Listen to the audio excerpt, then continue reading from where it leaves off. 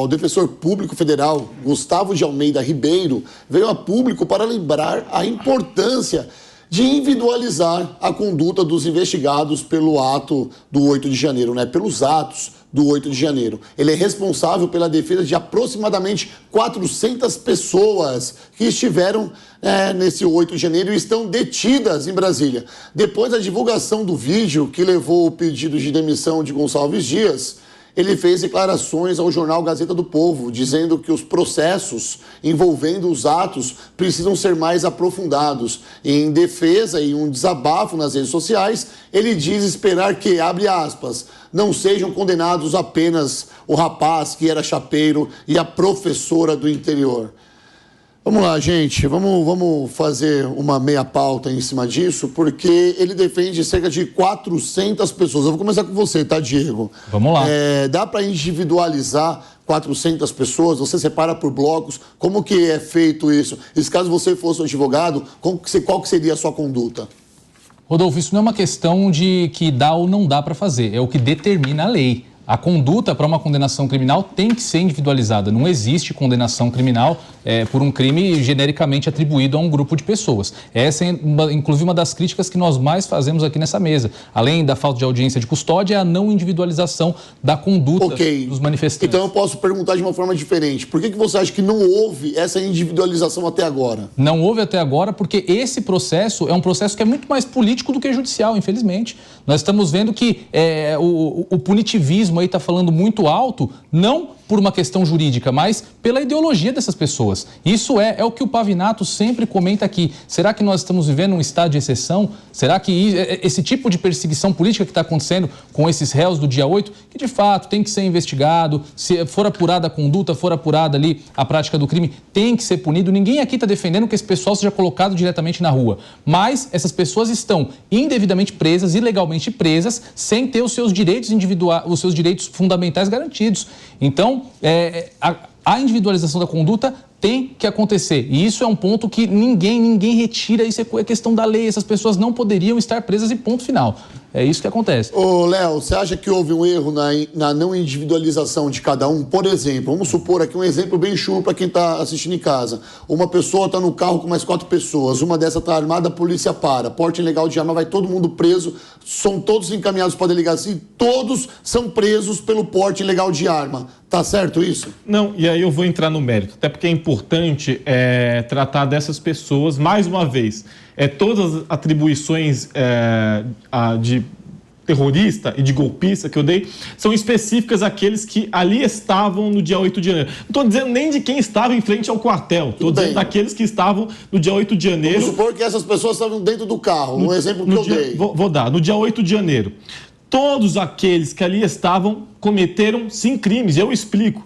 Mesmo que você, de forma individual, dentro do Palácio do Planalto, por exemplo, ou de qualquer sede de outro poder, estava lá dentro no dia 8 de janeiro, com pessoas ao seu lado depredando, defecando, furtando, e você ali pedindo por golpe de Estado e não reconhecendo a vitória de um presidente democraticamente eleito. Você também está cometendo crime. Não, você tirou isso. Qual é a dificuldade? Qual é a dificuldade de entender que uma pessoa que ali estava pedindo expressamente por golpe de Estado, uma manifestação de caráter golpista, com pessoas ao seu lado defecando, e você de forma omissa. Vamos lá, eu quero saber só de uma coisa. Se você acha que houve erro na individualização dessas pessoas. Então vamos supor, se uma pessoa só invadiu, ela tem que ser também presa, ou ela tem que corresponder ao crime de vandalismo, porque ela depredou. Depedrou, vocês entenderam em casa. Jogou pedra na parede, rasgou o quadro, defecou como ele disse, pegou a mangueira e quebrou o vidro. Ela também entra na mesma categoria dessas pessoas? Não. É isso que eu estou falando. Não, e eu explico. Não, acho que tem que ser individualizada a pena, assim como eu acho para quem invade terra produtiva privada, também acho que tem que ser individualizada a pena.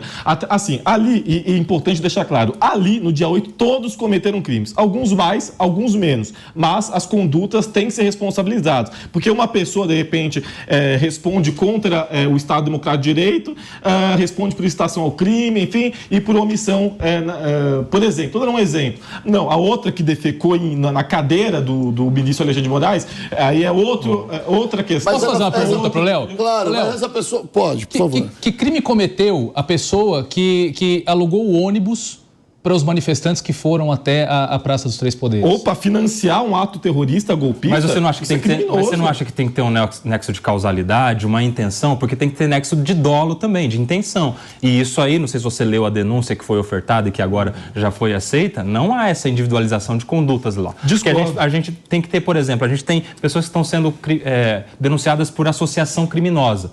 100 pessoas, tem que pegar cada uma das 100 pessoas e demonstrar o indício de que o fulano se associou com Ciclano e Beltrano individualmente para 100 pessoas. Se eles se dispuseram a julgar um crime dessa proporção, deveria também fazer a devida individualização que não tem nessa denúncia que está sendo aceita.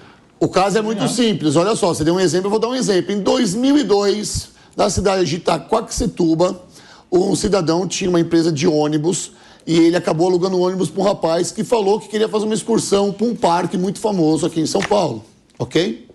Ele colocou 25 bandidos. A polícia conseguiu já, pelo seu sistema de inteligência, pelo seu departamento de inteligência, conseguiu, naquele momento ali, intervir o crime e acabou prendendo os 20 e poucos bandidos que assaltaram um banco, ok?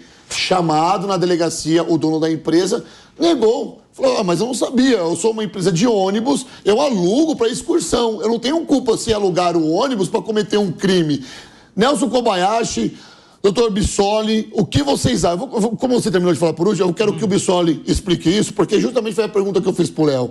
Cabe a individualização de cada um. Você tem que individualizar. Cara, o que você fez? Por que você fez? Porque essas pessoas, em sua maioria, que estão sendo financiados aí, como a empresa de ônibus, no caso, eles nem sabiam para onde ir o ônibus, simplesmente alugaram. Rodolfo, é justamente por isso que existe a necessidade de um processo sério, um processo que individualize a investigação. Por quê? É a mesma coisa que alguém que aluga uma residência ou uma casa para fazer daquilo um cativeiro de alguém sequestrado. Às vezes quem locou nem sabe que vai ter aquela finalidade. Então a investigação vai mostrar qual era a intenção ao se fazer a alocação desses ônibus. E aí sim verificar se existe algum envolvimento ou algum crime que possa não ser atribuído. Sabe um caso clássico que não teve isso tudo que você está citando aqui, que era necessário e que acabou sendo cancelado e muitos ficaram indignados? O famoso caso do Carandiru, em que vários militares foram recentemente inocentados porque não existia na denúncia a descrição e individualização das condutas. Então, aquele policial que tinha ficado lá fora do presídio e aquele que entrou e atirou e matou não sei quantas pessoas tinham tido penas semelhantes, baseado no fato de que todos os militares que estavam ali em torno do Carandiru mereceriam responder pela mesma coisa. Então, esse processo legal, essa necessidade de individualização da conduta, essa necessidade do nexo de causalidade entre a conduta da pessoa e o crime praticado é necessário para que se não cometam injustiças. Ou mais, depois de anos de uma operação como o caso do Carandiru, não tendo sido feito o básico, que é a descrição individualizada da conduta, o processo acabe sendo anulado e aqueles sim, os verdadeiros criminosos que poderiam ser verificados, identificados e punidos, acabam sendo também absolvidos por prescrições e tantas outras coisas processuais que se utilizam, como a gente já cansou de ver no Brasil, né? Gente que fala que é inocente e, na verdade, o crime só prescreveu. E olha só...